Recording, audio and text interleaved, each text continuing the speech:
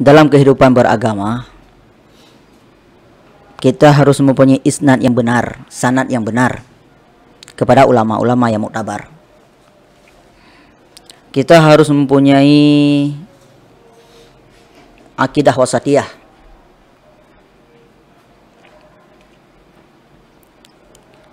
Dan akidah wasatiyah ini cuma dimiliki oleh Asy'ari dan Maturidi, dan yang sejalan dengan pemikirannya. Mayoritas ulama tafsir adalah pengikut Asy'ari.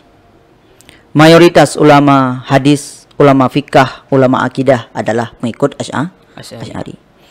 Bahkan ulama sejarah, ahli nahu, ahli tasawuf, ahli bahasa, dan berbagai macam bidang lainnya, mereka adalah pengikut Asy'ari. Jadi, pengikut Asy'ari ini adalah mempunyai kelompok yang sangat besar dan kelompok yang sangat kuat dan memiliki akidah wasatiyah. Tidak mengkafirkan sesama Islam, tidak menuduh